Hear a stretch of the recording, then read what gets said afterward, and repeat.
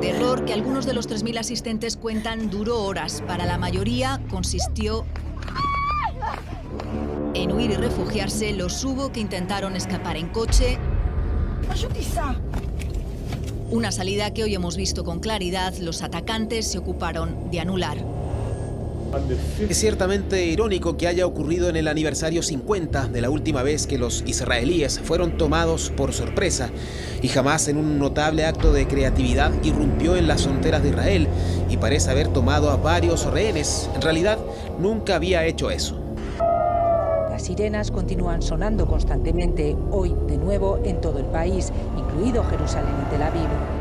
Al final de la campaña, todos nuestros enemigos sabrán que fue un terrible error atacar a Israel. Lo que se haga a nuestros enemigos en los próximos días resonará en ellos durante generaciones. Si bien reconozco las legítimas preocupaciones de Israel en materia de seguridad, también les recuerdo que las operaciones militares deben realizarse en estricta conformidad con el derecho internacional humanitario.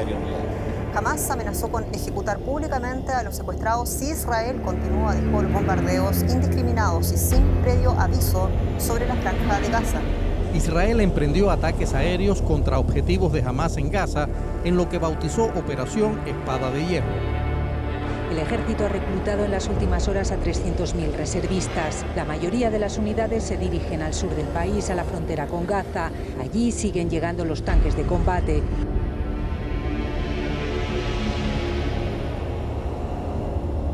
Sobre las 6 de la mañana, un cohete cayó cerca de casa y provocó que todo se incendiara. La casa quedó destruida, las ventanas, las paredes. Escuché un ruido enorme. El niño se asustó.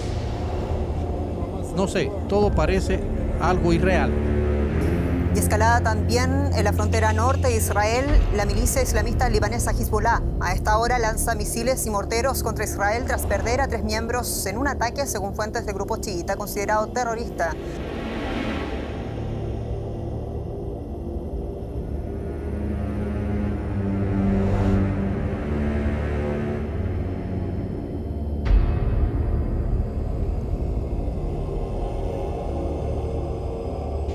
Mientras que los gobiernos de Qatar, Irán y el Líbano abiertamente respaldaron el ataque, otros jefes de Estado criticaron el nuevo estallido de violencia en la región.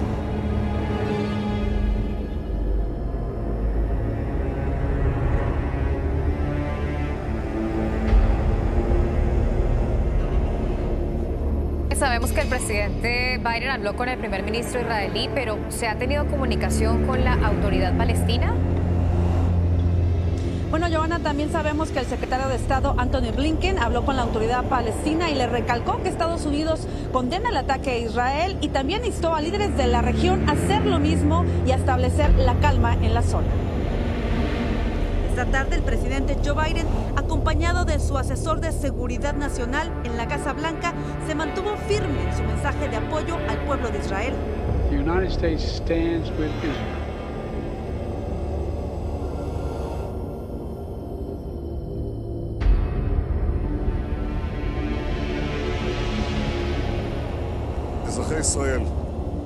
Ciudadanos de Israel, estamos en guerra, no en una operación militar, sino en guerra.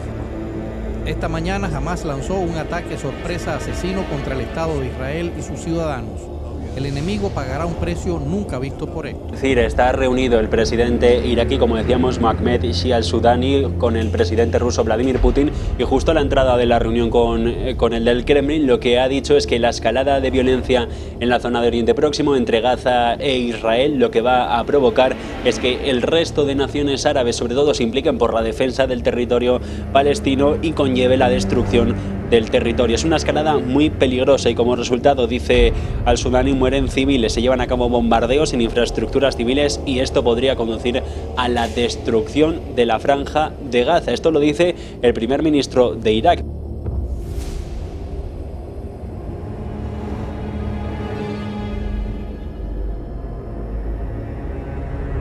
Amigas y amigos, muy buenas noches, bienvenidas, bienvenidos todos a un programa especial que tiene una trascendencia histórica muy grande y muy grave, debido a que el conflicto persistente, el cual lleva muchas décadas, se encuentra hoy agudizado debido a una acción que para los israelíes es una acción intrusiva y para los palestinos pudiese ser una acción de recuperación. Pero esto no estuvo ajeno y no está ajeno, desde luego, a una circunstancia del drama humano que se extiende en ambos lados de la frontera de la Franja de Gaza y que está permeando también hacia otras regiones como el Líbano en este momento. Es un conflicto muy dramático que llega en este momento a la escala de la guerra, la cual ha sido pues establecida por Israel en el afán de mantener su hegemonía en la región y de demostrar el poderío ante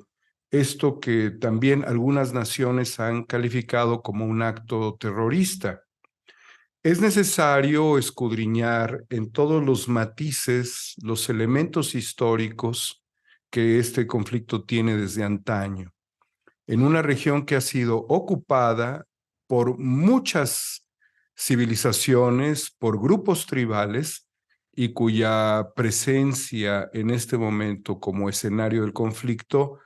viene a transformar, quizás a reducir o desvirtuar la situación que se vive entre Ucrania y Rusia. Es más que un nervio ciático, esto prácticamente es el estallido de un conflicto que puede derivar incluso en una escala mayor por los países que estuviesen involucrándose en él. Para conocer sobre la realidad histórica y la importancia que tiene el análisis sobre el conflicto árabe-israelí, no solamente palestino, pues me siento muy agradecido por la presencia de Alessandro Pagani, a quien ustedes conocen. Él es doctor en teoría crítica por el Instituto de Estudios Críticos en México. Es autor de los libros Desde la estrategia de la tensión a la Operación Cóndor, sobre el papel del neofascismo italiano en la geopolítica imperial estadounidense entre Italia y el Cono Sur, y Descifrando la cuestión de Ucrania, una obra muy reciente. También colabora como analista político en la agencia de noticias Sputnik y planifica ya un programa permanente a través de Cuarta República, en donde deseamos profundizar en muchos de los asuntos que él entiende, porque lo que no dice su currículum, y debo de decirlo yo, él es un libertario y trasciende los escenarios con enorme profundidad y gran humanismo. Así es que antes de cederle la palabra a nuestro amigo después de esta breve introducción, señalar que nosotros no estamos a favor de la guerra. Primero hay que aclararlo, porque la guerra es cuando se acaba la política, cuando se termina el diálogo. Creemos sí en la justicia y creemos en la necesidad de que impere la diplomacia, pero hoy la diplomacia ha perdido y lo que estamos viendo ya es un conflicto caliente, es un conflicto armado y la escala es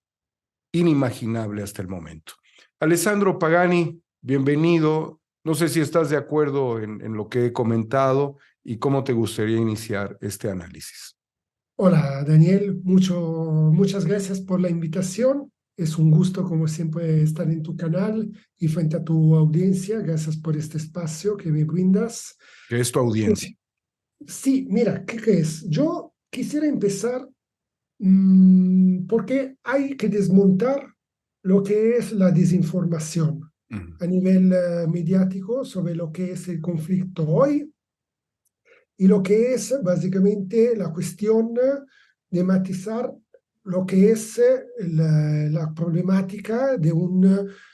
derecho histórico y político por parte de la resistencia del pueblo palestino, todo el pueblo palestino, a defenderse, a autodeterminarse en defensa de su propio territorio, de acuerdo a cómo las Naciones Unidas en 1945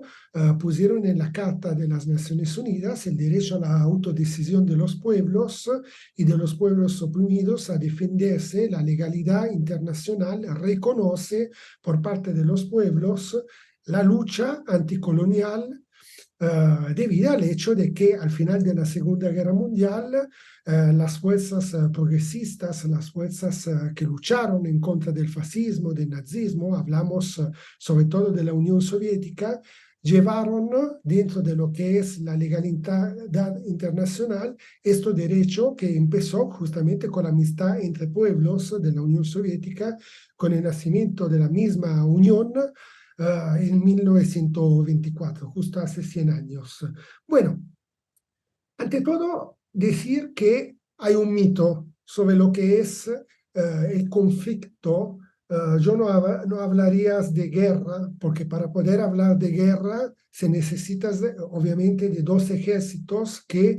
puedan enfrentarse en una guerra simétrica, y ahí no veamos esto, es la guerra de David contra Goliat, y básicamente el derecho de un pueblo que hasta ayer ha luchado con las piedras en mano en contra de una ocupación terrorista, fascista, neocolonial, sionista, racista, xenófoba, que actúa como marco conceptual dentro de lo que es el genocidio en contra del pueblo palestino. Pero también decir que no hay un conflicto entre civilizaciones y tampoco hay un conflicto entre religiones, y que todos quieren vivir en el mismo estado que es Palestina, juntos a todo lo que son los pueblos que están ahí, o sea, en forma de amistad, y en el respeto de los que son las tres religiones monoteístas, entre muchas otras que hay en ese momento. Y por lo tanto, para destacar y desmontar lo que es básicamente hoy toda esta propaganda sionista, imperialista por parte de Estados Unidos, de sus agencias a nivel internacionales que ponen básicamente lo que es la posición de casi todos los medios de comunicaciones a nivel internacional, lo que es básicamente la posición de los mismos hebreos que viven en Palestina. Entre estos, un destacado periodista y escritor que escribe por Haaretz, que es un periódico israelí de la izquierda histórica de ese país, que es Gideon Levy. Y ahí él es muy claro, o sea, lo voy a leer, es muy breve, pero creo que es importante para quien nos escucha entender cuáles son básicamente estas posiciones dentro. Todo lo que ha pasado, la arrogancia israelí, nosotros pensábamos que se permitía cualquier cosa, que no hubiéramos nunca pagado un precio o que nunca nos hubieran dado una punición. Continuamos con esta confusión. Detenemos, asesinamos, maltratamos, robamos, protegemos a los colonos masacradores, visitamos la tumba de José, la tumba de Otniel, el altar de Jesuá, todos los territorios palestinos, y obviamente visitamos el monte del templo, construimos una barrera que es el muro que hay en torno a la franja de Gaza. Es decir, lo que él está básicamente postulando en este artículo es el derecho a la autodecisión y a la resistencia del pueblo palestino frente a los que son las violencias, las represiones por parte de una entidad sionista, no de todo el pueblo hebreo, sino del Estado sionista de ocupación que hay en Israel. A demostración, destacando que las posturas que hay dentro de los mismos hebreos son diferentes. Hablamos también de los hebreos en contra de la ocupación en los mismos Estados Unidos. Hablamos de libros históricos como los de Ilan Pappé sobre la limpieza étnica en Palestina. ¿Qué dice Ilan Pappé? Hebreo también. Básicamente desmonta toda esa teoría que supuestamente en 1948 básicamente se dio por parte de las Naciones Unidas la voluntad de dividir la región entre dos estados, cuando en realidad no es así. El movimiento sionista genocida ya tenía un plan en la década de los años 30 del siglo pasado que vio por parte de Inglaterra, de las superpotencias occidentales, de ese occidente colectivo que hoy veamos apoyar Ucrania sobre un supuesto derecho a la resistencia de los nazis, pero que al mismo tiempo condena como terroristas el derecho histórico a la resistencia del pueblo palestino. Y por lo tanto, todo esto para demostrar que dentro de la misma comunidad hebrea a nivel internacional hay posturas diferentes que se acercan a lo que es el derecho a la resistencia del pueblo palestino. Esto para poner ya un marco, básicamente, poner un cuestionamiento claro. ¿A quién vamos a creer? ¿Seguimos creyendo a estos medios de comunicaciones corruptos a nivel internacional que siguen con estas teorías sobre un terrorismo, utilizando esos mismos marcos conceptuales que se utilizaban en el siglo pasado dentro del concepto de la Guerra Fría, de un enemigo y amigo, o si no, lo que vamos a hacer es analizar en profundidad, no solo desde una perspectiva histórica, sino también desde una perspectiva política, pero sobre todo filosófica, que es la construcción de un marco conceptual orientalista y eurocéntrico de Medio Oriente en la región de Asia Occidental. Es decir, el mismo concepto de Medio Oriente por parte de la burguesía imperialista que surgió a partir de ese momento en el que el Mediterráneo,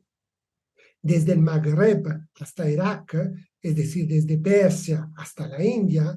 venía y era considerado como el Mare Nostrum por parte de los europeos, de la Europa occidental, y que permitió la justificación imperialista del saqueo de las riquezas de esos territorios. En la era del nacionalismo, del revanchismo, del irredentismo, del colonialismo, no solo representa todo esto la extensión de los poderes económicos y militares de los imperialistas fuera de su propio territorio, como en el caso de los ingleses en Egipto y en la Palestina, de los franceses en el mismo Egipto o en Túnez, Marruecos, Siria, Líbano,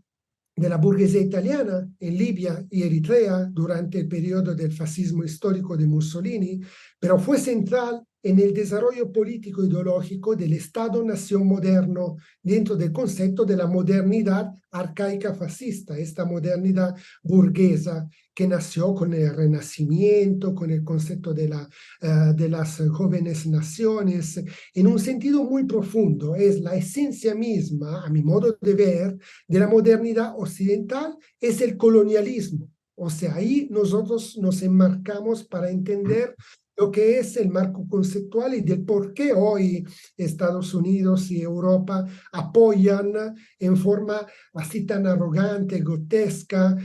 y cínica a la entidad sionista de Israel. Porque en esta evolución, el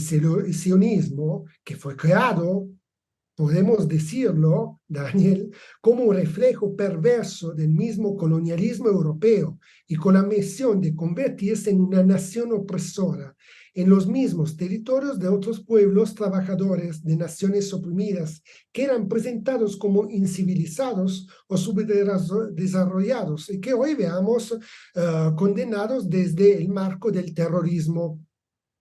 En este sentido, la entidad sionista de Israel es un laboratorio de la modernidad, mientras que su deseo colonial e imperialista de una cultura, de una historia, de una identidad homogéneas requiere la militarización de sus fronteras y la expansión de sus mecanismos de racismo y apartheid para asegurar su superioridad, exactamente como lo ha hecho la burguesía blanca anglosajona y protestante en los últimos siglos, desde los primeros presidentes liberales de Estados Unidos, en la guerra contra México, por ejemplo, todos los racistas hasta la médula con los pueblos oprimidos de la Unión Americana que están dentro del territorio estadounidense. Hablamos de la comunidad afroamericana, de los latinos, de los chinos, de los irlandeses, que son los que construyen, que han construido básicamente Estados Unidos, pero que se encuentran básicamente reprimidos a través de esta concepción de modernidad arcaica fascista. Por eso hoy Washington y concluyo, es el mejor aliado de Tel Aviv y viceversa en esa región, que es Asia Occidental. Porque el modelo de pertenencia de los sionistas, su razonamiento unilateral, su ultranacionalismo irredimible, su ocupación ilegal de tierras, territorios, hogares y vidas palestinas, tiene su significado histórico y raíces políticas en una cultura filosófica europea y americana en pleno declive debido a esta imposibilidad de imponer un orden mundial unipolar frente a fuerzas impulsoras regionales que empujan hacia la construcción de nuevos polos multilaterales de poder hacia este y este, o hacia Asia-Pacífico. Y es el caso de esta operación, de este operativo, que no es que ha sorprendido los servicios secretos, la seguridad nacional de Israel. Es porque, como hemos dicho al comienzo,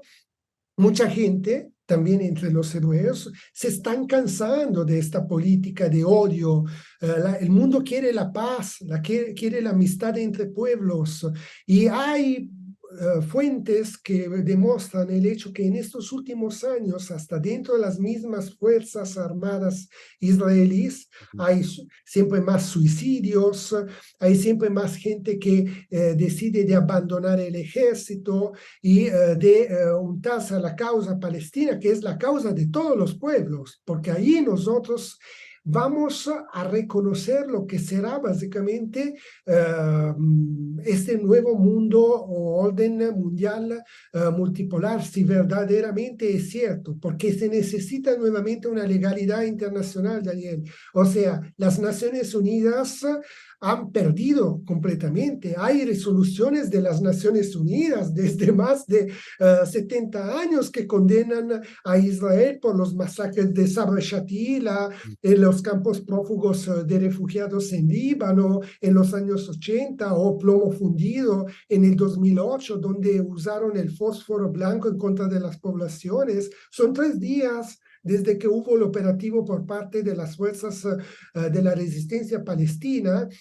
y que básicamente Israel está desatando una guerra de matanza, de genocidio en contra del pueblo palestino. En 3 días, más de 1.000 muertos, más de 110 niños asesinados, 140 mujeres asesinadas en estos operativos de Israel en la lucha, supuesta lucha en contra del terrorismo. ¿Los niños son terroristas, Daniel? ¿Qué es la legitimidad de la resistencia palestina cuando veamos todo esto? Y la imposibilidad por parte de las Naciones Unidas de reconocer el hecho de que Israel se tiene que parar a través de estas resoluciones, se tiene que volver al 67 con la resolución que regreses en los territorios históricos del pueblo palestino para que se pueda vivir en paz entre pueblos, entre religiones y entre muchos otros factores en esa región. Pero esto, que fue este operativo de la resistencia palestina, es también un golpe duro en contra de todas estas petromonarquías de esa región de Asia Occidental que tratan de buscar la forma para ponerse de acuerdo, como el pacto del siglo XXI, la alianza con Estados Unidos, los acercamientos entre Emiratos Árabes y Arabia Saudí a Israel. Y entonces no hay juegos entre superpotencias, no hay juegos entre subimperialismos en esta región, y veamos finalmente volver el auge de esta resistencia del pueblo palestino y del derecho a la resistencia de los pueblos, que es algo que hoy es trascendental para todos nosotros, aquí también en México, para el futuro de nuestra nación azteca, mi estimado Daniel. Así es, pues es una configuración compleja también. Se entretejen valores históricos y culturales comunes y también las religiones monoteístas, como lo ha señalado. La ciudad de Jerusalén es santa para el pueblo judío. Allí es donde habría recibido pues, el mensaje divino Moisés para ellos. También es santa para los cristianos, es el lugar, Jerusalén, de nacimiento de Jesús. y también es santa para los musulmanes porque es la elevación del profeta ahí mismo. Entonces esto tiene una serie de particularidades porque creo que los aspectos religiosos en el mundo son los que han radicalizado a lo largo de muchos siglos, y sobre todo cuando la conciencia humanista tenía un cierto desarrollo, pero las religiones han sido utilizadas como herramientas de control. No es solamente el momento actual, amigas y amigos, lo que enfrenta la región. El Imperio Romano, pues, conquista Palestina en el año 63 a.C. y se convirtió en una provincia romana. En el año 70, ya después de Cristo, Jerusalén fue destruida por los romanos y se produjo una diáspora de sus habitantes. El Imperio Bizantino, esto también es importante, después de la división del Imperio Romano hacia el 395 después de Cristo, Palestina quedó bajo el control de este imperio, que continuó gobernando la región hasta la conquista islámica. El Imperio Islámico hacia el siglo VII, pues las fuerzas islámicas lideradas por el califa Umar conquistaron Palestina y la región pasó a formar parte del Imperio Islámico. El Imperio Otomano a partir del siglo XVI, pues tuvo bajo asedio y bajo control Palestina. Y bueno, la región estuvo gobernada hasta el final de la Primera Guerra Mundial en 1918. Después entraríamos a este tiempo moderno del mandato británico, que es parte de esta continuidad de los grandes conquistadores de las naciones hegemónicas hasta nuestros días.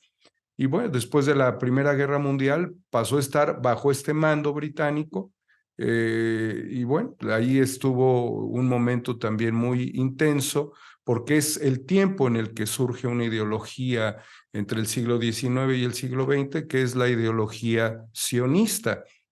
Había motivos también para que los judíos que no tenían una patria pudieran integrarse en un estado, y Argentina fue considerada también dentro de una de las regiones potenciales donde los judíos, y yo creo que no hubiese sido tan conflictivo como en el Medio Oriente si los judíos se hubiesen establecido en Argentina, donde por cierto hay una gran cantidad de judíos y donde se han dado los ataques terroristas fuera de Israel y fuera de la región más graves.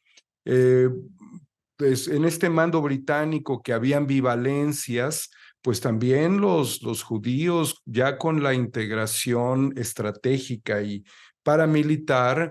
sacudieron a las fuerzas británicas. Los mismos judíos asesinaron a muchos efectivos del ejército británico, también a muchos árabes, también consiguieron aliarse con muchos árabes a quienes compraron sus voluntades y fueron armando estructuras de inteligencia. Israel y los territorios ocupados en el 47, pues las Naciones Unidas aprobaron un plan de lo que se ha venido señalando, que llevó a la creación del Estado israelí, justamente del Estado de Israel en 1948, que nos comentaba Alessandro. Todo esto llevó a la guerra entre Israel y varios países árabes vecinos, en la que Israel expandió su territorio más allá de las fronteras previamente asignadas por el plan de partición. La guerra, todas las secuelas, toda la ocupación de Cisjordania por Jordania, la Franja de Gaza por Egipto, bueno, todo esto fue parte de Jerusalén oriental. Hay un manto que se extiende de dominio, de control, y hay que resaltar que a la aparición en el 48 del Estado de Israel también surge el aparato de inteligencia que ha sido considerado como uno de los más, no solamente capaces, sino sanguinarios, el Mossad. Y estamos en la ocupación de Israel de Cisjordania en el año 67, después de la Guerra de los 6 días. Israel ocupó Cisjordania, la Franja de Gaza, así como Jerusalén Oriental. La ocupación ha continuado en algunas áreas, aunque Israel pues ha retirado sus fuerzas de la Franja de Gaza en el 2005. Cisjordania pues sigue siendo objeto de tensiones al momento. Hubo una organización que perdió fuerza política, que era la OLP, la Organización para la Liberación de Palestina, con Yasser Arafat. Él reconocía al Estado de Israel y lo que estaba buscando era una coexistencia pacífica. Se lograron acuerdos también muy trascendentes y de alguna manera se ha buscado la pacificación. Y hay que señalarlo, ni todos los palestinos están a favor de Hamás, ni todos los judíos están a favor del sionismo. Y esto también es parte de una serie de dinámicas políticas, pero hoy que justamente era altamente cuestionado el gobierno de Netanyahu por corrupción inmobiliaria, y no paro de contar, porque la corrupción en Israel es muy importante. Justamente están vendiendo boletos para viajar o salir hacia distintas naciones, y tengan mucho cuidado porque hay boletos falsos, hay venta falsa de boletos. Hasta en estas circunstancias se hace negocio. Es muy conflictiva la situación actual, la herencia prehistórica, la trascendencia histórica, la trascendencia religiosa, la llegada de los judíos que habían escapado del nazismo, el sionismo, que en mucho tiene un comportamiento parecido también, y lo que vemos habitualmente en estas asimetrías, primero es la expansión de la que nos ha señalado tras la llegada de más judíos después de que se conforma el Estado, de más y más judíos, y después la ocupación de regiones de Palestina, la división entre la franja de Gaza y Cisjordania, y hoy es algo que está fuera de control. Alessandro, continúa con tus importantes reflexiones, por favor. Sí, estoy de acuerdo contigo. Solo una precisación, o sea, hoy quien está profanando los sitios sagrados, sí, pues no es la resistencia palestina, son los colonos, por ejemplo, que todos los días profanan al Quds, al Aqsa. Y por eso también que este operativo se llama Tormenta de Al-Aqsa o Diluvio de Al-Aqsa, como lo queremos traducir, porque da un concepto importante por parte de esas organizaciones. Pero también hay que destacar que, claro, o sea, no todos son por Hamas, hay una variada galaxia de la resistencia palestina, pero todo el pueblo palestino está por la lucha de resistencia armada en contra del sionismo, porque es una lucha de autodefensa, de sobrevivencia, o sea, no lo han elegido. Ellos no están invadiendo a otro país, ellos están defendiendo sus territorios, sus casas, sus familias frente a lo que es esta violencia por parte del Shin Bet, del Mossad, por parte del ejército, por parte de estos señores de la guerra como Netanyahu. Claro. O hasta los padres del sionismo, que siempre han considerado estas poblaciones como unas poblaciones inferiores. Es de estos días las declaraciones, si no me equivoco, del ministro de Interior de Israel, que ha definido básicamente los palestinos como unos animales subhumanos. Y entonces, o sea, eso no lo veamos, o sea, los hebreos no solo viven en Israel robando los territorios como los colonos, hay gente honesta, trabajadora, que trabaja y vive en el Líbano, vive en Siria, vive en Irán. En la República Islámica de Irán hay millones y millones de la comunidad hebrea que viven pacíficamente, armoniosamente, brazo a brazo, juntos con el pueblo iraní, y no hay ningún problema de conflicto porque ahí hay un Estado-nación que garantiza básicamente el derecho a la existencia por parte de todos. O sea, no hay esta forma de aniquilación y de liquidación de un pueblo como lo ha el sionismo en contra del pueblo palestino, al momento que también dicen la lucha contra los árabes. O sea, bueno, hablamos de palestinos, no hablamos de árabes, hablamos de palestinos que están luchando y que por supuesto todo lo que ha pasado a través de la Nakba en 1948, ahorita no vamos a entrar nuevamente en esta cuestión de la Nakba porque pienso que ya todos los que nos están escuchando son personas que conocen muy bien la historia de lo que es Palestina, pero mencionamos simplemente que desde ahí empezó básicamente la diáspora del pueblo palestino que sigue hoy vigente. Es ahí que encontramos el centro neurálgico, la llave para entender el marco conceptual del derecho histórico a la resistencia del pueblo palestino. Y sobre el hecho de que los sionistas reivindican un derecho histórico sobre esas tierras, me duele decirlo que hoy día todavía sus importantes y destacados arqueólogos nunca han encontrado nada. O sea, efectivamente sí encuentran del Imperio Romano, encuentran de muchas otras civilizaciones, pero no hay básicamente un reconocimiento a nivel arqueológico de fuentes que demuestran sus delirios sobre el derecho histórico a vivir ahí. Pero esto no cabe duda, o sea, se puede vivir pacíficamente. Hay unas resoluciones de las Naciones Unidas, que es lo que Rusia hoy, la Federación de Rusia, a través de su portavoz, María Zakharova, pero el mismo Sergei Lavrov, o por ejemplo la República Popular de China, lo ha dicho muy bien López Obrador también, el derecho a la existencia, a la coexistencia pacífica. Pero ¿cómo? Si ahora en este momento Israel está bombardeando Gaza con uranio empobrecido, con fósforo blanco, está dejando la población y los hospitales de Gaza sin luces, donde están muriendo niños, mujeres, ¿cómo se puede llegar a una paz? Yo no sé cómo se pueda llegar a una paz después de tantas resoluciones que fueron completamente violadas por parte de Israel, que tiene un poder financiero a nivel internacional, y tú lo dijiste muy bien, este poderío va más allá de lo que es una región del mundo, sino que llega hasta nuestra América, llega en México, llega en Argentina, llega en Italia. Porque, digámoslos, las falanges, las milicias cristianas falangistas que masacraron en Sabra Shatila, en los campos de refugiados de Sabra y Shatila en Líbano. Tras el asesinato de Gemayel. 1980. Exactamente. Todos estos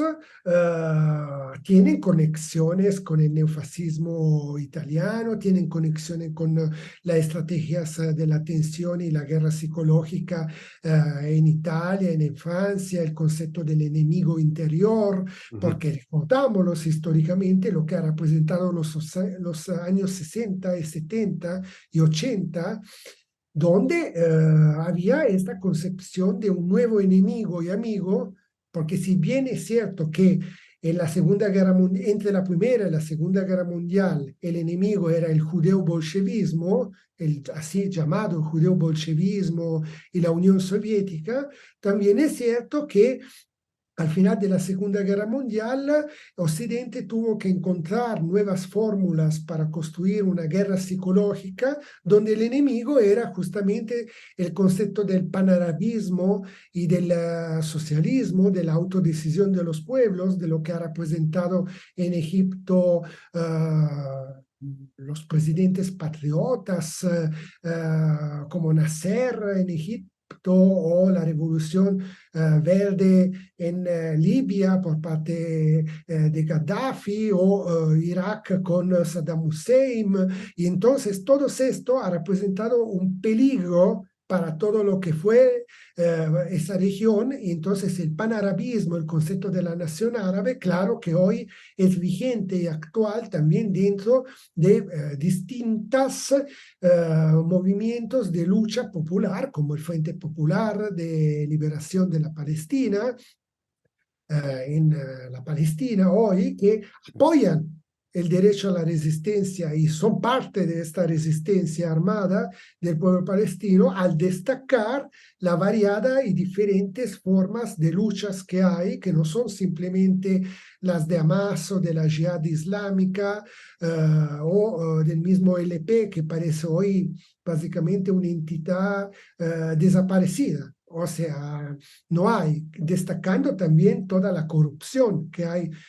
dentro de eso, desde cuando no hay unas elecciones libres e independientes en Palestina. No lo sabemos, o sea, básicamente vamos a los comienzos de la historia de la humanidad, básicamente. ¿Por qué? Porque básicamente hay una corrupción entre los LP, hoy básicamente la comunidad, la entidad palestina y lo que es Israel, porque sí es cierto que hay muchos hebreos que ya no quieren esta ocupación militar y quieren construir la amistad entre pueblos. También es cierto que Israel sigue con este divide et impera clásico del imperio, de un imperialismo, de dividir dentro de la misma. Y entonces esta fórmula que es la lucha armada, este operativo que se dio el 7 de octubre con el diluvio de Al-Aqsa, va destacado en este sentido, no tanto por quién lo está haciendo y cuáles son los mensajes que se están dando y todo esto, sino que ponen en auge la necesidad histórica de volver a una paz justa, pero que esta paz justa puede ser solo a través de la lucha. Y lo estoy diciendo a ti, Daniel, que haces parte de un país, que eres un periodista independiente, patriota, que quien nos está escuchando es parte de una gran nación con una gran historia de resistencia, que le pusieron un muro en el norte de México para dividir básicamente los que son básicamente los territorios ocupados, que son los territorios legítimos de Palestina. ¿Quién más que el pueblo mexicano puede entender hoy la nobleza de la lucha, de la invicta resistencia del pueblo palestino? Sí, también aquí en México han robado mitad del territorio. ¿Quién más que el pueblo mexicano puede entender el derecho a la resistencia armada de los pueblos, como lo dicen las Naciones Unidas en su carta de la ONU? Al hecho de que todas las transformaciones que se dieron en México fueron transformaciones armadas, desde Benito Juárez hasta Hidalgo, pasando a las luchas que se dieron de la Revolución Mexicana con Pancho Villa y Zapata, pero lo mismo General Cárdenas. La lucha fue pacífica, pero una lucha pacífica armada, es decir, listos siempre para defender su propia patria, en defensa en contra del águila fascista el águila fascista de Norteamérica, que es la misma política. O sea, si uno va a ver la ideología que hay entre los colonos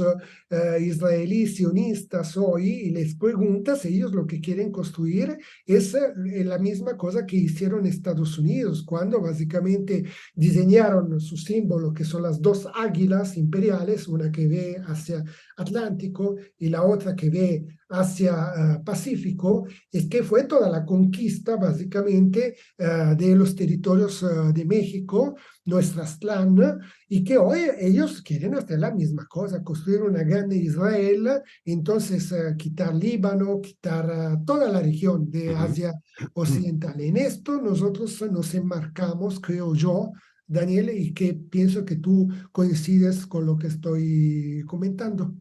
Bueno, nuestro himno nacional lo dice: mas si osare un extraño enemigo profanar con su planta tu suelo, pienso, patria querida, que el cielo un soldado en cada hijo te dio. O sea, es lo que acaba de señalar Alessandro respecto a la pretensión lógica del pueblo palestino de garantizarse una tierra y un futuro. Es curioso y es interesante porque, por ejemplo, el presidente López Obrador, también en la reflexión que hace Alessandro, quiere impedir una invasión norteamericana. O sea, el presidente norteamericano, cualquiera que sea, siempre va a tener un interés de expansión territorial. Y el presidente López Obrador evoca permanentemente la fuerza de nuestra cultura como una manera de resistencia ante una invasión. Y también ha señalado en distintos momentos y en distintos espacios que no pueden ingresar a nuestro país, por ejemplo, agentes armados de la DEA, aunque las operaciones encubiertas existen realmente en todo el mundo. Hay varias formas de simbolizarlo y pensar que se crea un estado dentro de otro estado. Tiene muchas complejidades, enormes arbitrariedades, muchos supuestos, pero sobre todo es el interés expansionista de un grupo social, cultural y religioso en el otro. Es como si, por ejemplo, los pueblos menonitas en Chihuahua o en Durango decidieran crear un estado-nación en estos estados de nuestro país. Pues obviamente nosotros no lo permitiríamos. Y esta es la manera en la que sucedió, primero con el llamado de los judíos que se encontraban en todo el mundo a ir construyendo en territorios, vivienda y posteriormente conformar un estado. Y también hay que reconocer que han hecho prósperos estos estados con climas no necesariamente y regiones hostiles y no necesariamente fértiles, y que también hay muchas aportaciones, porque esto hay que verlo desde el punto de vista humano, del pueblo judío al mundo, en términos de artes, de ciencias, de investigación y demás. Pero también está la guerra como un elemento motor. Es un pueblo y es un estado que surge en el medio de una guerra, y aunque nos hace una importante reflexión de que para estar en guerra tiene que haber dos ejércitos, lo que está claro es la determinación de Netanyahu de la guerra. Y no es una guerra necesariamente, y esta es también parte de las reflexiones de hoy, contra Hamás, que sería el grupo que reivindica estas acciones, sino sería también contra el pueblo de Palestino, y es parte de esta desgracia, de esta tragedia humanitaria que se tiende y se extiende indefectiblemente por la decisión de Israel hasta el hecho de cortar suministros a los palestinos. Y esto ya nos habla, querido Alessandro, de un momento muy crítico que va a vivir la población de Palestina. Va a vivir una carencia terrible de medicamentos, de agua, de alimentos, de energía, de todo lo que ayuda a la sostenibilidad de los grupos humanos. Entonces, la radicalización prácticamente de Israel es estrangular al pueblo palestino, y esto advierte por lógica la muerte de millones de personas, lo que sería un genocidio también ante la reivindicación de su posición histórica desde 1948 a la fecha y desde la condición antigua por el planteamiento de su fe en ese centro del mundo. ¿Qué puede pasar, Alessandro? Yo no veo una salida diplomática. Hay rehenes de un lado, hay poder militar desde el otro, y estamos en el medio de discursos extremos. ¿Cómo puede limitarse el dramatismo en este momento cuando conocemos que Netanyahu es un frenético hombre de la muerte también? No nada más es Hamás, ya dijimos, aquí Netanyahu tiene desde mucho tiempo atrás, con su control porque él prácticamente dominaba al Mossad, tiene claras intenciones de la guerra, y lo vino demostrando también cuando se da el desplazamiento de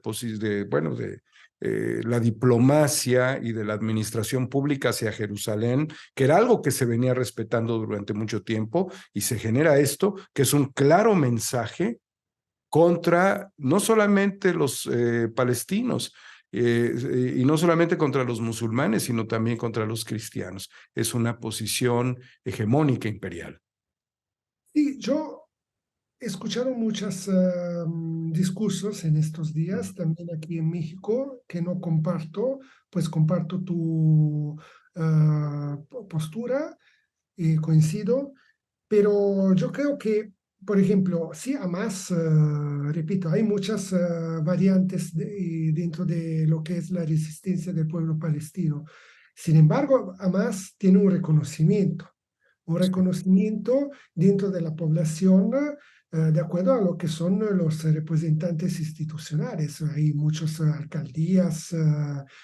gobernadores, instituciones, hasta de solidaridad. Lo que tú comentabas, el hecho de que por ejemplo, en Palestina se llega a un discurso de genocidio llevados a través del hambre, a través del quitar la luz, esos recursos necesarios como el agua, entre muchas cosas. Básicamente lo que hace Hamas es también construir una red de solidaridades a través de la población que hace posible este hecho que ellos son parte de la población. Por ello que Netanyahu y los sionistas que gobiernan el Estado de Israel están completamente locos de ira en este momento porque no saben cómo quitar el agua al pez, de que es la resistencia del pueblo palestino. Pero esta agua se creó, se conformó a través de lo que es un genocidio permanente desde 1948 hasta hoy día. O sea, el operativo celebra 50 años desde la guerra de Kippur, donde básicamente también ahí Israel hizo masacres de todo tipo y solo se frenó esta ira genocida por parte de Israel en ese momento,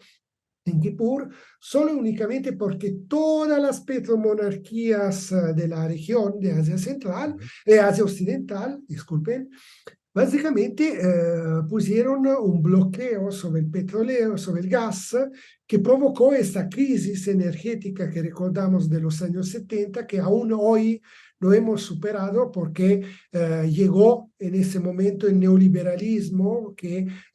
se suponía venía para salvar de esta crisis del neofordismo y del keynesianismo económico y de guerra, y sin embargo hoy día básicamente estamos intentando construir un nuevo mundo sin neoliberalismo, multipolar, multilateral, multicéntrico,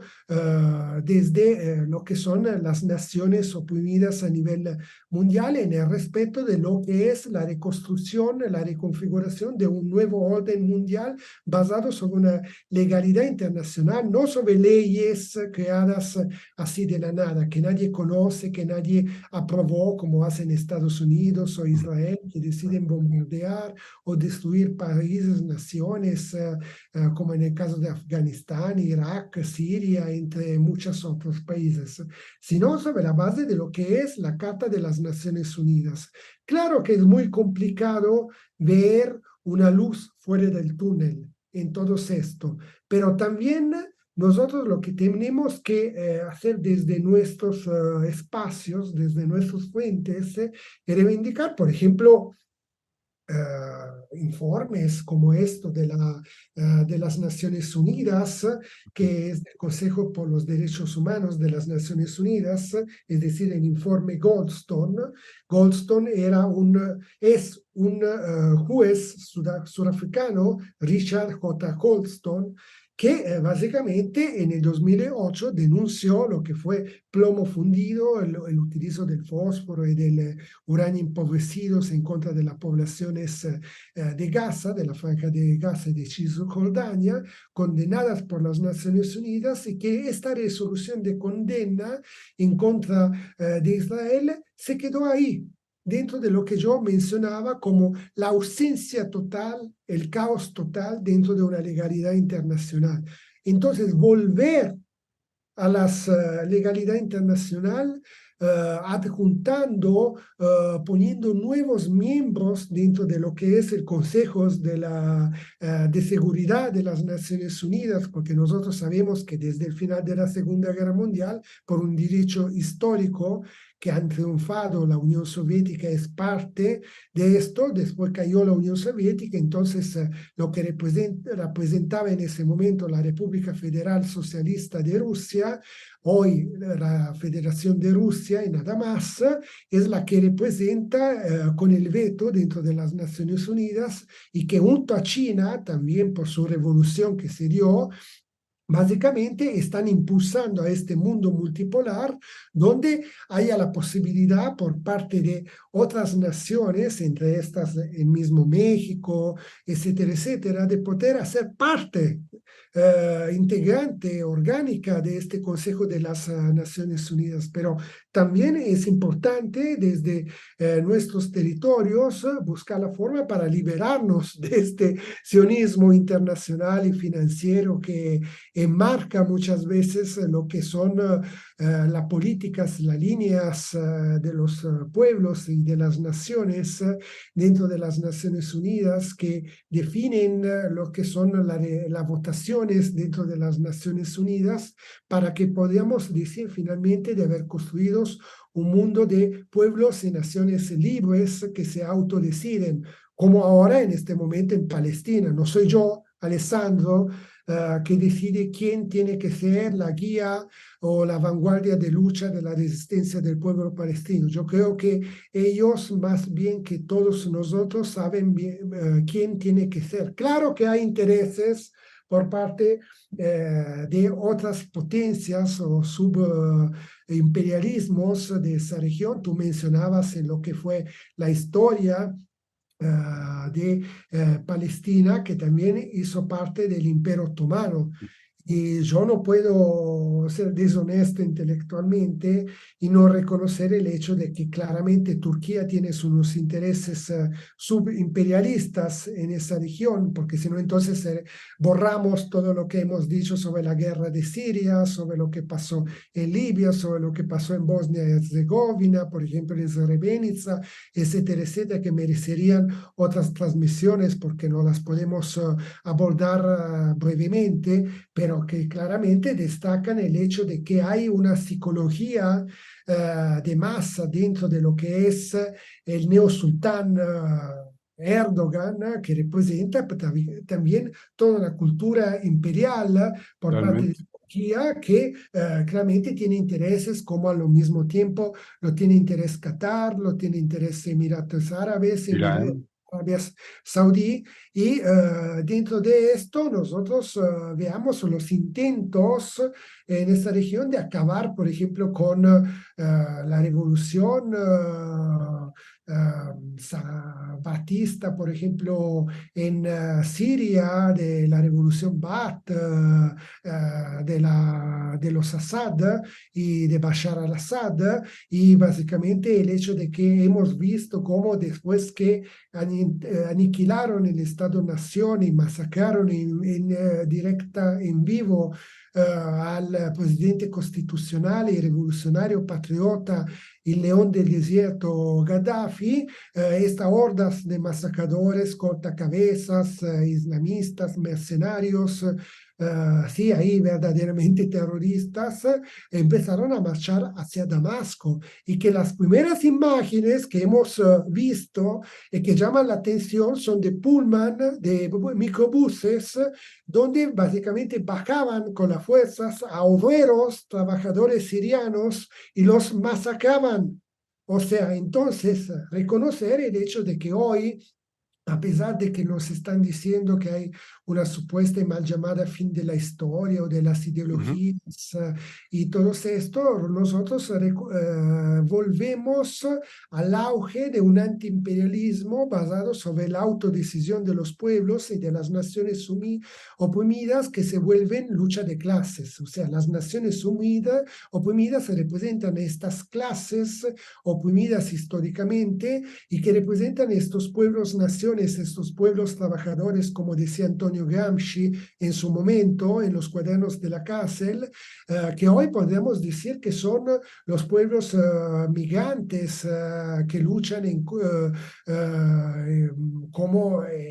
por ejemplo, cuando fue el final de la Segunda Guerra Mundial, tenemos los casos de los italianos que iban a trabajar en Estados Unidos o, por ejemplo, en Alemania y Francia. Hoy veamos todos los pueblos, los trabajadores de Asia Central ir a trabajar por lo que son las burguesías imperialistas de Qatar, Emirates Árabes, que murió para construir el Mundial del Qatar. Básicamente trabajadores explotados hasta la médula y que nadie habla, pero nosotros aquí hablamos porque somos un espacio independiente, libre, y claramente todo esto representa lo que es la resistencia del pueblo palestino. El pueblo palestino no lucha solo por su causa, sino que lucha por la construcción de una gran nación árabe de trabajadores, una nación donde todos los pueblos de esta región puedan vivir en la amistad entre pueblos, en la unión, pero claramente sin todos estos grupos hereditarios que ni siquiera viven básicamente en esta región, pero que viven, por ejemplo, en Nueva York, que viven en Francia, que viven en Milano con sus propias prostitutas, que construyen básicamente este orden mundial neoliberal basado sobre una globalización imperialista que ha saqueado los pueblos mafiosos, donde básicamente hoy día lo que es el Producto Interno Bruto de todos estos países del occidente colectivo no es la producción de sectores primarios o secundarios, sino que es básicamente a través del fentanilo, del narcotráfico, de la cocaína, de la heroína, de la marihuana, genéticamente hasta modificada, y donde los servicios secretos de Occidente, pero también del Mossad, lo utilizas a través de la venta compra y venta de armas, pero también la venta de órganos humanos, la trata de mujeres en todo el mundo, y por lo tanto esa lucha que hoy está haciendo el pueblo palestino no va dejada sola, porque es la lucha de todos los pueblos para un mundo verdaderamente libre, creo yo, mi estimado Daniel. Sí, Alessandro, gracias. Mira, es importante entender este momento porque se vivieron otros conflictos que los hemos señalado y las nuevas generaciones tienen que analizar y profundizar en este fenómeno histórico. La guerra de independencia del 48 al 49 que señalábamos, tras la declaración de independencia de Israel en el 48 y el posterior estallido de la guerra árabe-israelí del 48 como la guerra de independencia de Israel, así se le conoció. Esto generó también muchas muertes. Esta posición de Israel de hacerse de un Estado con territorios y que, como hemos dicho, han ido exacerbando su posición, ha traído destrucción y muerte. Israel ganó territorio en comparación con las fronteras que estaban ya establecidas en el 47. Luego la guerra del 56, que fue la crisis de Suez. Durante la crisis de Suez, Israel ocupó la península del Sinaí y la Franja de Gaza. Es decir, nunca se han detenido en su afán expansionista.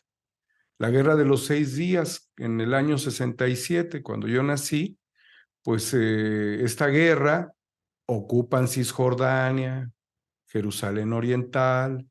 los acuerdos de paz. Pero hay una cuestión que tú la pasabas como no trascendente en términos de cómo pudieron haber sido penetradas las barreras y el aire pudo haber sido traspasado sin tampoco ese escudo de hierro, y cómo se logró realizar esto cuando en la historia de el sionismo y también de los aparatos de inteligencia Pues el que conducía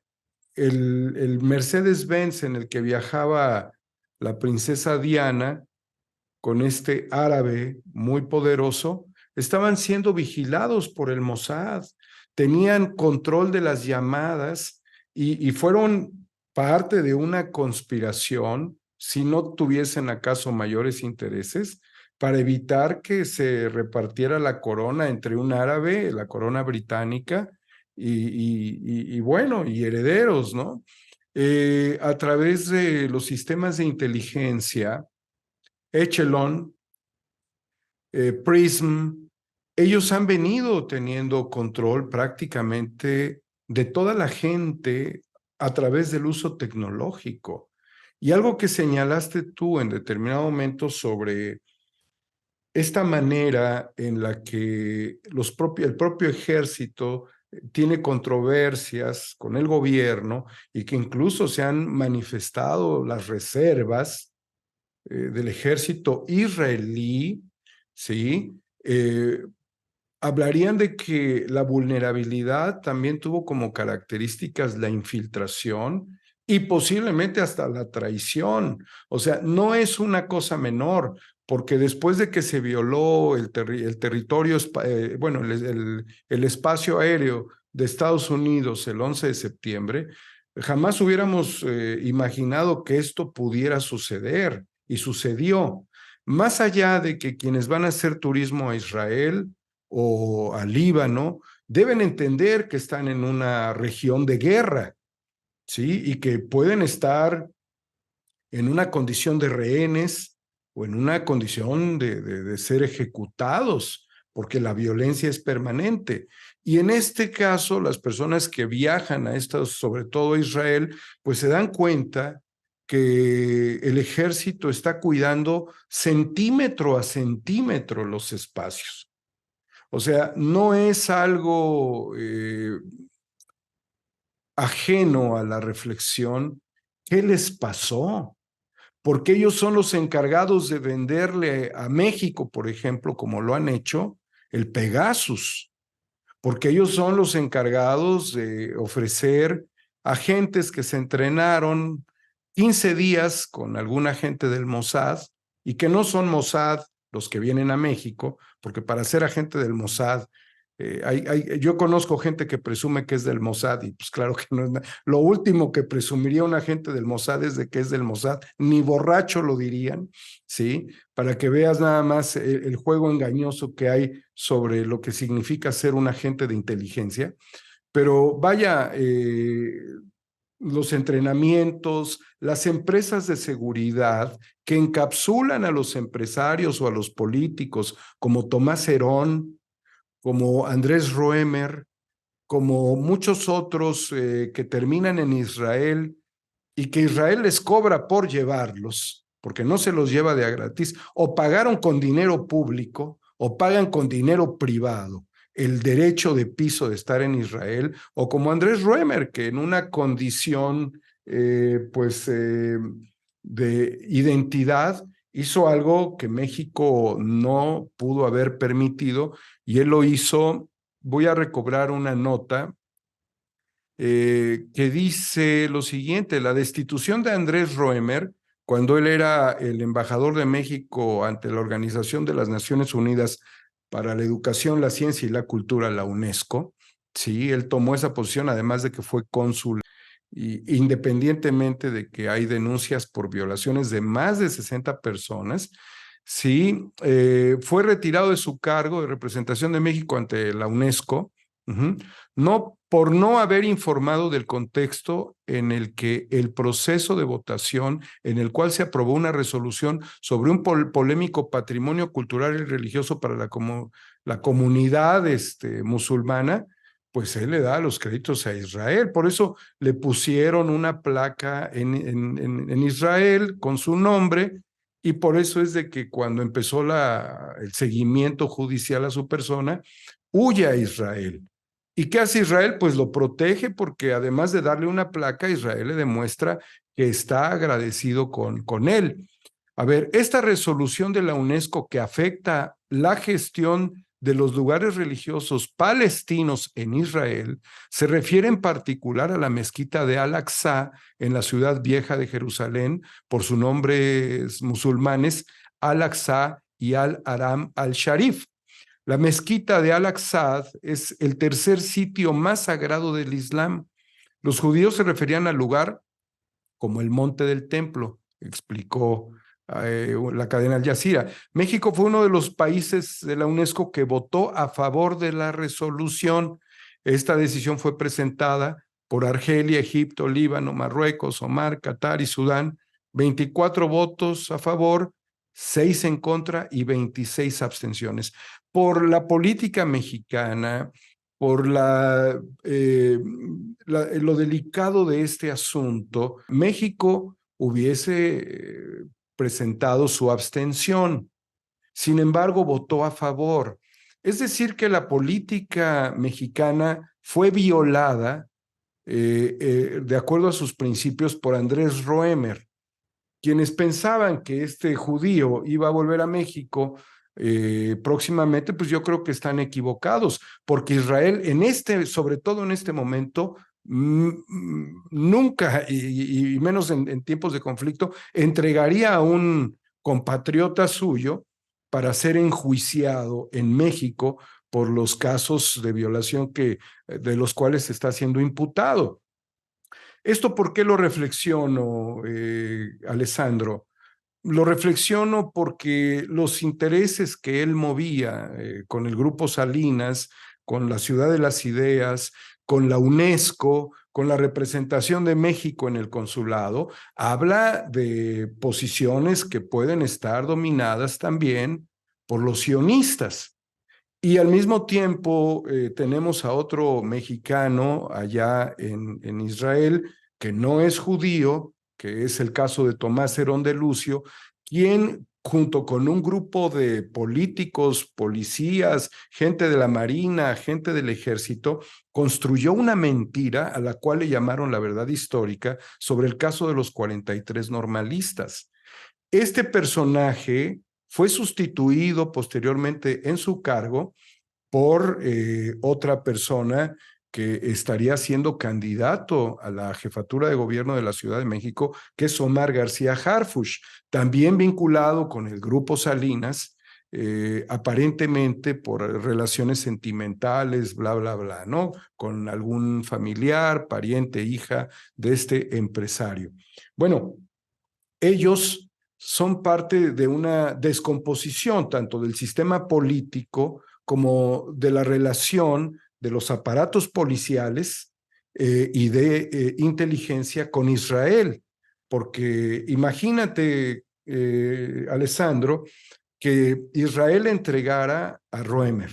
y en un momento de conflicto donde ellos no entregarían jamás a un judío, y después que entregaran a un socio comercial, porque la institución de la cual formaba parte Tomás Herón, la Procuraduría General de Justicia, los aparatos de inteligencia, todo lo que ellos han operado y han tenido, está correlacionado con Israel, incluyendo desde luego los negocios anteriores y posteriores a su cargo de Genaro García Luna, también con una familia judía y con una serie de negocios en materia de seguridad. Sería enviar a Tomás Herón una señal de preocupación para Omar García Harfuch, quien al no tener ideología, porque no se expresa con una ideología, y lo cual es absurdo, porque este personaje no corresponde al primer jefe de gobierno que tuvo la Ciudad de México, como fue Cuauhtémoc Cárdenas, un hombre con ideología, y como no corresponde al jefe de gobierno de la Ciudad de México, que fue Andrés Manuel López Obrador, que lleguen estos personajes, significaría, y tendríamos también que valorar, porque creo que nadie le ha preguntado la posición a Claudia Sheinbaum sobre este momento, ¿cuál sería, en el caso de México, los intereses de Israel a partir de la sucesión de Andrés Manuel López Obrador? Así como pudiéramos ver a Milei y su relación con Israel. Si usted es presidente el 10 de diciembre, mis aliados son Estados Unidos e Israel. Así como pudiéramos ver el intento de asesinato de Cristina Fernández, o el posible atentado u homicidio en Argentina del fiscal Nisman, quien investigaba el caso de la explosión terrible, porque estas cosas no deben suceder, de la Asociación Mutual Israelí a principios de los años 90 en Argentina, y que en las investigaciones se vinculó a agentes de Irán, pero que a quien le querían cobrar todo era a Cristina Fernández en una supuesta traición a la patria que no se puede comprobar jamás, porque además ella no era presidenta ni mucho menos, sino era congresista, y lo único que pidió es de que, como no había extradición de Irán hacia Argentina, Irán no extradita tampoco, igual que Israel no extradita, pues cuando menos que se enjuiciaran en Irán y que alguna autoridad judicial los investigara. Por eso fue fustigada por un personaje como Nisman, que estaría vinculado tanto a la CIA como al Mossad, con los aparatos de inteligencia. Lo digo esto porque es preocupante también lo que pueda suceder en páginas subsecuentes a esto que pareciera no tener final. Son reflexiones sin el afán de causar terror ni odio, sino de circunstancias que suceden, cómo se tejen las relaciones del Mossad, las relaciones de la CIA en distintos países, y sobre todo cómo ahora se le va a hacer exigible a cada hijo de Israel, y más si tiene poder económico, poder político, poder mediático, poder policial y militar, que estén alineados. Y no, pues tus preocupaciones son legítimas y se reflejan sobre la base de hechos reales. Yo podrías decir que también en Italia lo mismo ha pasado con la masacre de la estación de Bolonia, donde el papel del Mossad es central. Y también no solo ahí, para entender lo que es la definición de la política exterior en Italia en ese momento, cuando básicamente había un gobierno que intentaba abrir relaciones bilaterales, comerciales con Asia Occidental y por supuesto con estos países por la compra y venta de gas, entre muchos otros recursos, y donde Israel no lo permitió. O sea, estas políticas terroristas de guerra de baja intensidad o de guerra directa que entran dentro de lo que es la redefinición, la reconfiguración de unas políticas exteriores en nuestros países, como aquí en México, como tú mencionabas, llevando datos fuertes, hechos reales que se pueden encontrar tranquilamente hasta en las redes sociales, pero que aquí, en este caso, se destaca un trabajo periodístico y de investigación por parte tuya y que merecería más, digamos, más interés por parte de todos, porque es claro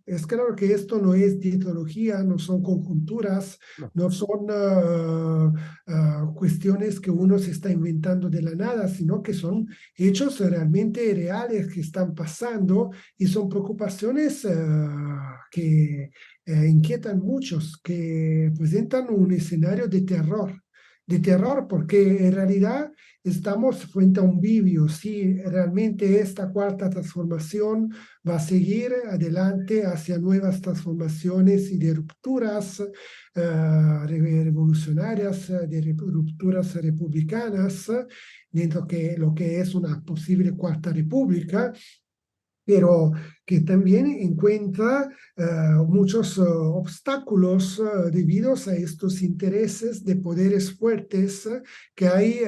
en México, representados por la Embajada de Estados Unidos, por la Embajada de Israel, y que básicamente la cosa que inquieta, que dentro de la nación azteca, de lo que es el noble pueblo mexicano y todo lo que representa la cultura de resistencia mexicana, ¿cómo se ha llegado? Es mi pregunta, mi inquietud. ¿Cómo se ha llegado a que personas inquietantes que de verdad llevan adelante discursos delirantes sobre lo que está pasando en estos días en Palestina, porque estamos frente a un genocidio total desde el 7 de octubre por parte de Israel en contra de Palestina. Estas personas tengan espacio dentro de canales de youtuberos y también entonces cuestionar qué son también los youtuberos, así como se definen, si realmente México necesita de gentes así o merece mucho más. Yo pienso, a mi modo de ver, sin hacer absolutamente injerencia en lo que es la autodecisión del pueblo mexicano, pero soberanamente mandarlos a la chingada. O sea, esta gente, porque realmente son estos intelectuales orgánicos de que hablaba Antonio Gramsci y que en estos momentos de crisis, donde hay algo que está muriendo, pero que todavía sigue sobreviviendo frente a algo que está naciendo, pero que aún no ha tomado la conciencia de que se está construyendo, que se está generando, que está naciendo. En ese momento hay estos claros oscuros, decía Antonio Gramsci en los cuadernos de las cárceles, donde nacen estos monstruos. Y estos monstruos realmente tienen caras de intelectuales orgánicos, lo veamos en las academias, lo veamos en la televisión, pero lo veamos en estos espacios libres que se dice y que no son libres realmente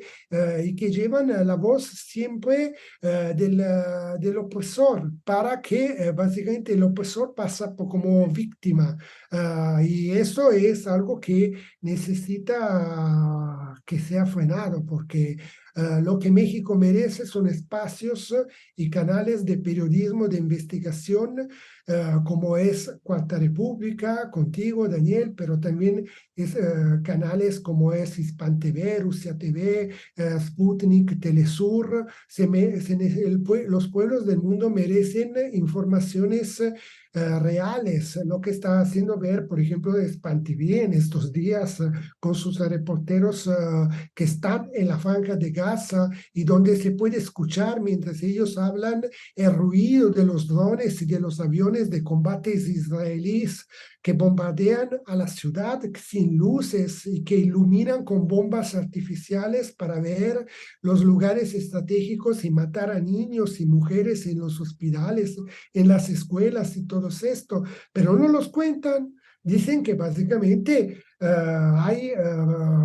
que el opresor se volvió víctima, es algo de surreal. Es como decir que básicamente el ejército de Maximiliano eran las víctimas. Entonces nos sorprendemos y todo esto, o sea, que básicamente Hidalgo cuando tuvo que hacerlo utilizó la violencia, ¿no? Las víctimas de Hidalgo. Entonces es el mundo la posverdad en la que nosotros vivimos, donde hay un poder mediático que representa un populismo, un nuevo cesarismo, que es lo que te dice que es la verdad. O sea, nosotros somos pequeños frente a este poderío basado sobre el dinero, sobre básicamente la corrupción, sobre el hecho de que con el dinero compras a todos, pero sin embargo México y el pueblo mexicano merece mucho más. Y claro que hay que denunciar todo esto en los lugares que necesitan. A mí me hubiera gustado, a pesar de que la Constitución mexicana no lo permite, la nueva elección, pero a mí me hubiera gustado que López Obrador se hubiera candidato para el segundo mandato, porque estamos en un contexto internacional donde se necesita de un presidente como López Obrador, que representa una figura honesta, republicana, digna, soberana, y que ha llevado México a superar en este sexenio graves crisis como las guerras, las microguerras que se están dando a nivel mundial, la crisis económica debido a una dictadura viral digital, de una necropolítica imperante en todo el occidente colectivo y donde México, en ese sentido, hubo unas libertades garantizadas por parte del Estado y de la administración de López Obrador que hacen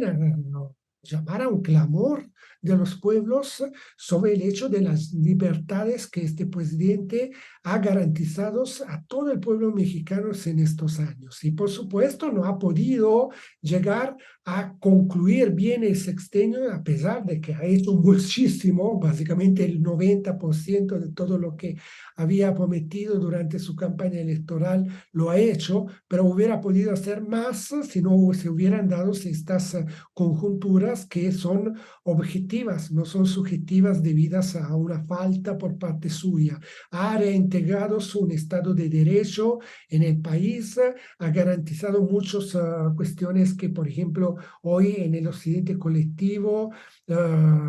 se han olvidado, como las libertades civiles, las libertades de asociación, laborales y todos en el medio de una operación de ingeniería política y cultural y social y económica que fue la pandemia, el utilizo de la vacuna prácticamente como plusvalía por parte de las multinacionales farmacéuticas. Es inquietante que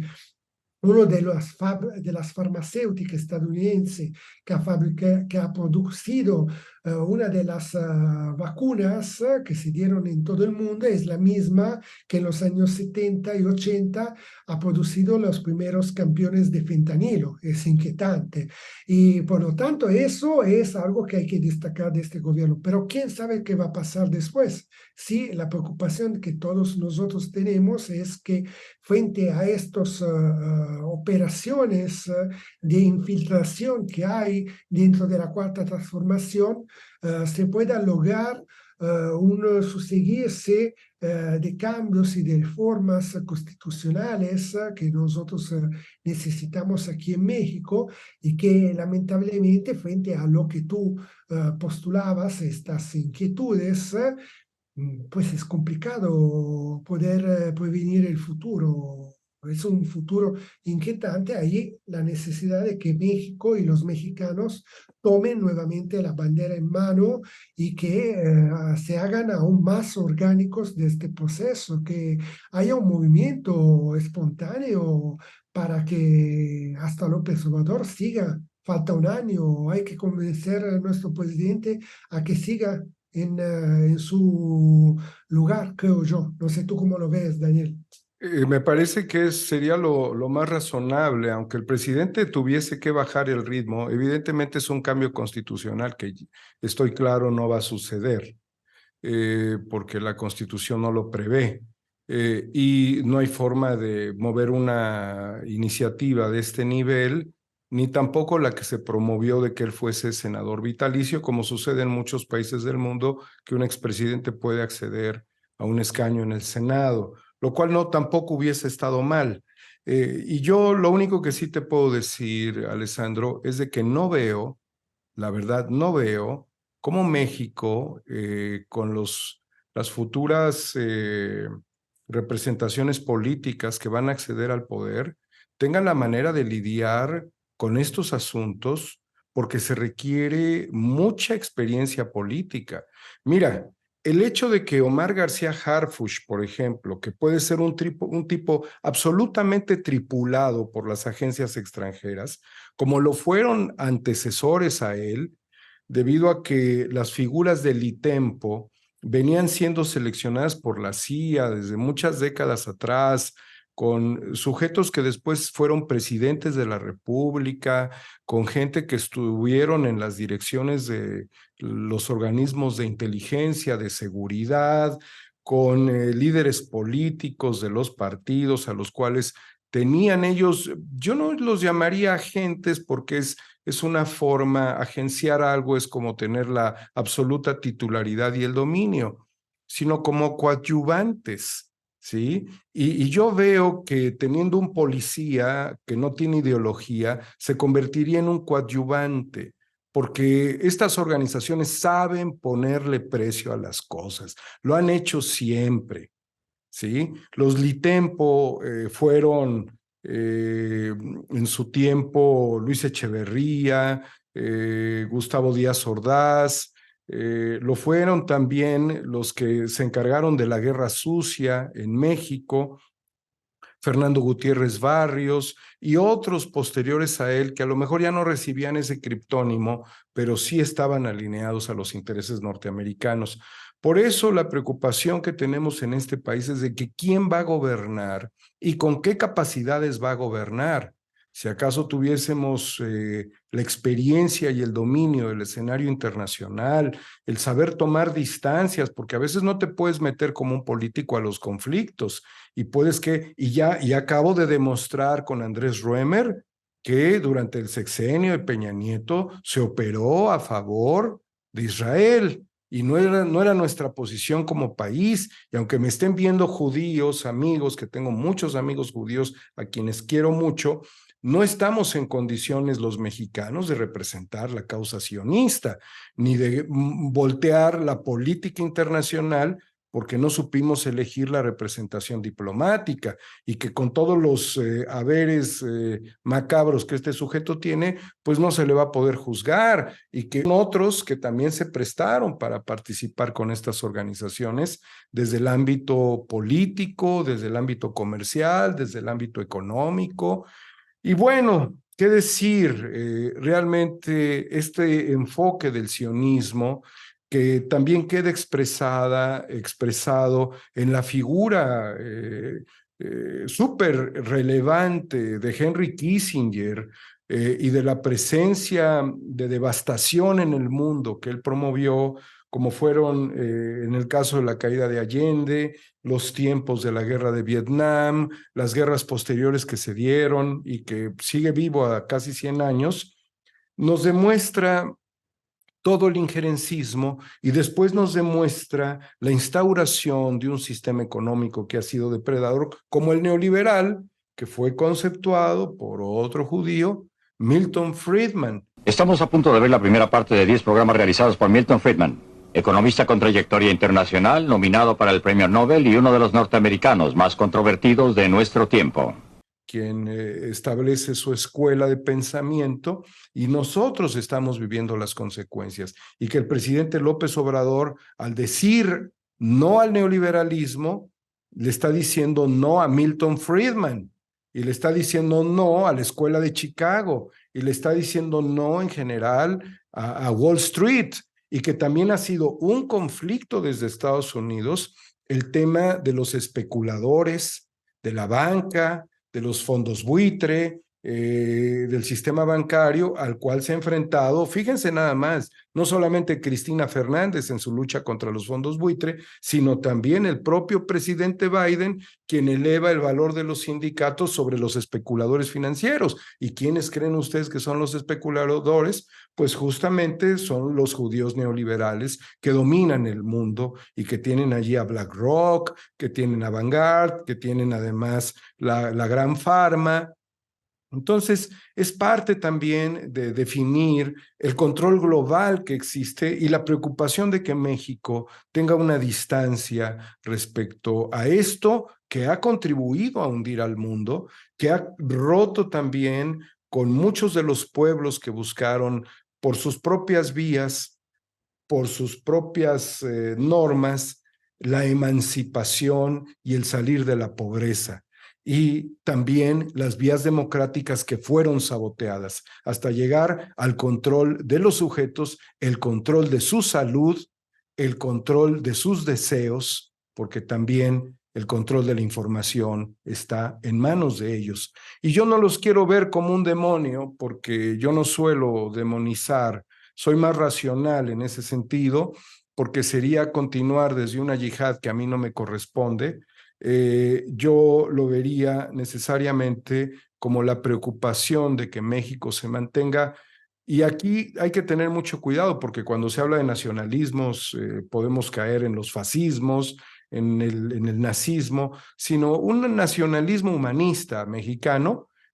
sin decir que el humanismo es plenamente mexicano, porque el humanismo es en cualquier lugar, lo mismo hay judíos humanistas, que árabes humanistas, que coreanos humanistas, que chinos humanistas. Para mí el humanismo no es mexicano, es universal, pero es necesariamente una nación humanista, que es lo que nosotros debemos de seguir promoviendo. ¿Cómo cierras este análisis profundo que nos has ayudado a entender en el medio de acciones de alta intensidad que además modifican un poco la posición? Zelensky debe estar muy preocupado, se había reunido días antes de que estallara este conflicto con Netanyahu. ¿Cómo es posible que, sabiendo Netanyahu que había células nazis en Ucrania, se reúna con el promotor de gran parte de estas células como es Zelensky? Entonces, ¿cómo cierras? ¿Qué valoras respecto a todos estos temas, querido Alessandro? Pues cerramos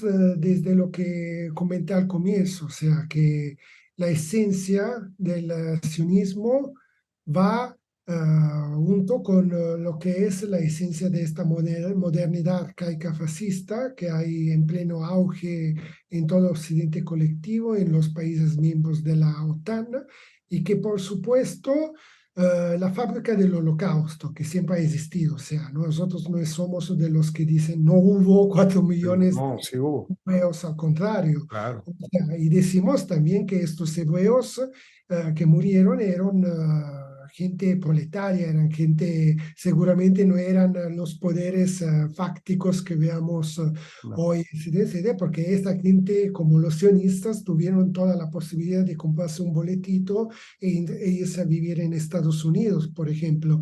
Y claramente lo que nosotros estamos hablando es de lo que el nazismo ha representado como la justificación histórica para que hoy en el mundo, cuando tú hablas de Palestina y de la solidaridad de Palestina hacia un pueblo semita, porque los palestinos son semitas, te etiquetan con el marco infamante de ser antisemita. Entonces, Alessandro, lo que está hablando en este momento, es un antisemita porque está hablando en contra del sionismo. Pero hablar en contra del sionismo no significa hablar en contra de los hebreos o de la religión. O sea, hay muchas diferencias entre pueblo, entre religión y entre lo que es el concepto económico, financiero de la burguesía imperialista, sionista de Israel y de la entidad sionista de ocupación de Israel, enmarcada en lo que estaba comentando, esta modernidad arcaica fascista, es decir, que cuando todos los momentos que hay una crisis económica, financiera, que en el caso en el que nosotros vivimos hoy, más que económica y financiera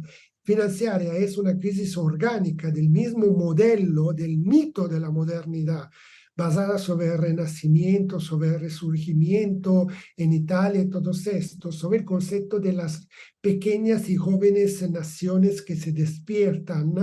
y el derecho a las burguesías nacionales a autodeterminarse. Nosotros destacamos y denunciamos esta manipulación de lo que es el concepto de Lenin de autodecisión de los pueblos y de la amistad entre pueblos, que después veremos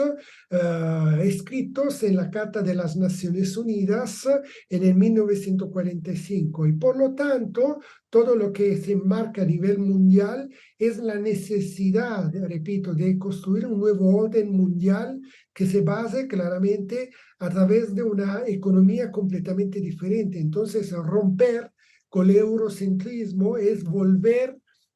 a ese nacionalismo que tú decías, pero yo creo que no puede, o sea, transformarse en nacionalismo en México en algo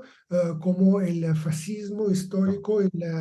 nazifascismo en Alemania, por el simple motivo que no hay un concepto de nacionalismo y de corporativismo o de keynesianismo de guerra como se dio en Occidente a través de los intentos por parte de Occidente, como lo mencionaba Gramsci, a través del fascismo histórico y por lo tanto el corporativismo del Estado gobierno de Mussolini y del otro lado del Atlántico, en Estados Unidos, a través del americanismo y fordismo, que han representado estas revoluciones pasivas en su momento histórico, para que todo siguiera igual dentro del concepto de la modernidad arcaica fascista, de esta modernidad capitalista burguesa, del concepto de modernidad. Y por lo tanto, el nacionalismo en América Latina y en México en específico se vuelve en patriotismo, en lo que decía José Martí, en lo que decía Benito Juárez, en lo que hablaba Pancho Villa, Emiliano Zapata, Cárdenas, entre muchos otros y otros y otros, que es básicamente el despertar de una nación a través de la amistad de los pueblos, porque México no ha hecho imperialismo, México ha vivido el imperialismo sobre su propia piel, y al momento de autodeterminarse a través de una nación, se está determinando como una nación de trabajadores, una nación oprimida, que vive hasta dentro de los mismos fronteras de la Unión Americana, como una comunidad oprimida, como una nación oprimida de trabajadores, de migrantes, saqueados y explotados de sus propios territorios ancestrales e históricos, Nuestra-Aztlán, y por lo tanto reivindicar un patriotismo, diría yo, no un nacionalismo en este sentido, es algo de muy progresivo, de lo contrario de que lo que sería básicamente reivindicar un nacionalismo en, por ejemplo, en Europa, que sería claramente lo que sabemos nosotros, llevaría al neocolonialismo. Efectivamente, tenemos esa virtud de ser un pueblo que resistió. Tuvimos una etapa muy fuerte de intervenciones, principalmente la intervención francesa, la intervención estadounidense. Sabemos lo que es eso. Nosotros, o al menos yo particularmente, puedo expresarme de que es necesaria la coexistencia de dos estados, el Estado de Israel y Palestina, y que no se puede llevar a los límites de la explotación humana en un apartheid, que no se puede llevar a los límites de la supervivencia en la que se encuentran estos pueblos, porque les administran los elementos como el agua y como la electricidad, con las cuales en este momento los estarían en un asedio tremendo, tanto aéreo como entre la falta de suministros, llevándolos a la muerte. Nosotros no aceptaríamos esto, y lamento mucho que creo yo que si incluso los judíos o el gobierno sionista, que además esto es importante decirlo, o sea, los sionistas no niegan que son sionistas, como los fascistas nunca negaron que eran fascistas, como los nazis no negaron que eran fascistas, como los imperialistas no niegan que son imperialistas, o sea, es algo que asumen, además con gran orgullo, ¿sí? La realidad es de que fracasaron los sionistas en algo que si hubiesen